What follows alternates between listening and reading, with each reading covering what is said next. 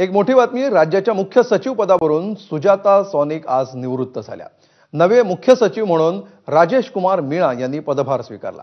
या दोघांशी संवाद साधलाय आमचे प्रतिनिधी राजू सोनवणे यांनी। पाहूया। राज्याचे नवे मुख्य सचिव म्हणून राजेश कुमार यांनी पदभार स्वीकारलेला आहे। राजेश कुमार आपल्यासोबत आहेत। सर, खरं तर तुम्ही आज पदभार स्वीकारलेला आहे, काय सांगाल? मी सर्वप्रथम या महान राज्याच्या, एवढा मोठा प्रगतशील राज्याचा मुख्य सचिव म्हणून जे माननीय मुख्यमंत्री सर आणि दोन्ही उपमुख्यमंत्री आणि संपूर्ण मंत्रिमंडळाने जे माझ्यावर विश्वास ठेवून मला या पदाचे जे पदभार दिलेला आहे त्याबद्दल सर्वात आधी मी त्यांच्या मनापासून आभारी आहे।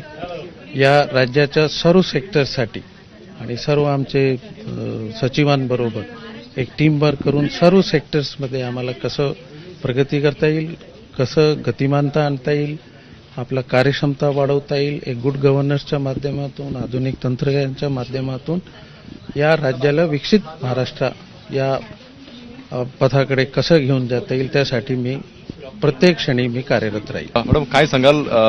आज तुम्ही सेवानिवृत्त झालेला आहात, आता तुम्ही चार्ज दिला, कसं तुमची कारकीर्द राहिली? कर्मयोगीला सेवानिवृत्ती नसते। आपण एका प्रकारच्या कार्य करत होतो, आता आपण पुढे वेगळ्या प्रकारच्या कार्य करू। खूप खूप समाधानी आहे मी। पण तुमच्या कालावधीत असा कुठला निर्णय तुम्हाला वाटतंय का तो खरंच चांगला केला आणि आनंद वाटतो की त्या तुम्ही इम्प्लिमेंट? खूप आनंद आहे, खूप समाधानी आहे। कार्य कधी संपत नाही, कार्य चालू असतो, त्यामुळे आपण हे हँडिंग ओव्हर टेकिंग ओव्हर करतो। जे काय अपुरे कार्य आहे ते पुढे ते नेतील। पुढे काय जबाबदारी सरकारकडनं? मी आज ऋणी आहे, उद्याच्या पुढे बघू।